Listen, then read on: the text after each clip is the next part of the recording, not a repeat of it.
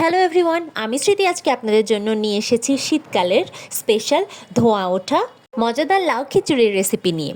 এই লাউ খিচুড়িটা কিন্তু একদম সফট হয় না, এটা একদম ঝরঝরে লাউ খিচুড়ি হবে। এটার জন্য আমি একটা কচি লাউ নিয়ে নিয়েছি। এখান থেকে আমি জাস্ট সামান্য পরিমাণে একটু কেটে কুচি কুচি করে নেব। এই যে দেখুন, আমি এখানে কতটুকু পরিমাণের লাউ কেটে কুচি কুচি করে নিয়েছি। এখানে আমি 1 কাপের মতো লাউ নিয়ে নিয়েছি।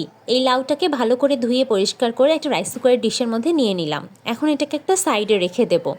আর একটা খালি ডিশ নিয়ে নেব, যার মধ্যে আমি 1/3 কাপ চাল নিয়ে নেব। এটা আমি পোলাওয়ের চাল ব্যবহার করছি। আর দিয়ে দিচ্ছি 1/2 কাপ পরিমাণের ডাল। এখন এই চাল আর ডালটা খুব ভালো করে ক্লিন করে নেব। এই যে দেখুন, আমার ধোয়া হয়ে গেছে। এখন রাইস কুকারের ডিশের মধ্যে আমি ধোয়া চাল আর ডালটা অ্যাড করে দেব। এর মধ্যে অ্যাড করে নেব 1.5 টেবিল চামচ পরিমাণের লবণ।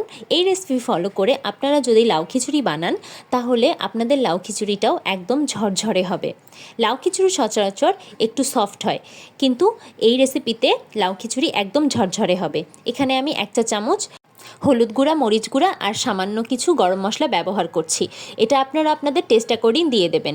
এখন আমি কিছু গরুর চর্বি দিয়ে দিচ্ছি। আপনাদের কাছে যদি না থাকে তাহলে আপনারা এটা স্কিপ করে ফেলতে পারেন। আপনারা এটা সম্পূর্ণটাই তেল দিয়ে রান্না করতে পারেন। আমি এখানে সামান্য কিছু তেলও দিয়ে দিয়েছি।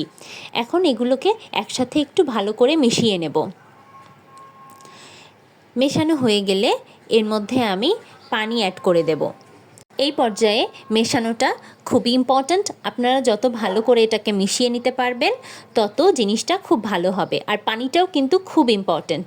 আমি এখানে 2 কাপ পরিমাণের পানি অ্যাড করেছি, কারণ আমি এখানে চাল ব্যবহার করেছি 1/3 কাপ, তাই আমি এখানে তার ডাবল পরিমাণের পানি অ্যাড করেছি।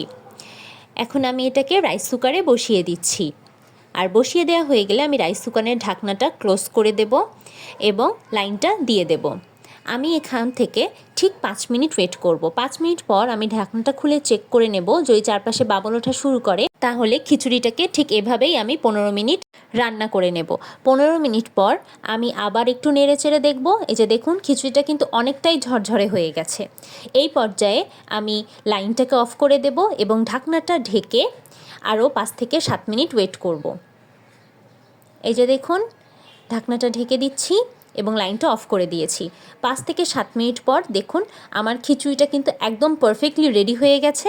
আর এটা কিন্তু একদম ঝরঝরে খিচুড়ি হয়। এই যে দেখুন, আমি এখানে একটা প্লেটে সার্ভ করে নিয়েছি। এখানে আমি খিচুড়িটা লেবু, ক্ষীরা, ডিম আর আচারের সাথে সার্ভ করছি।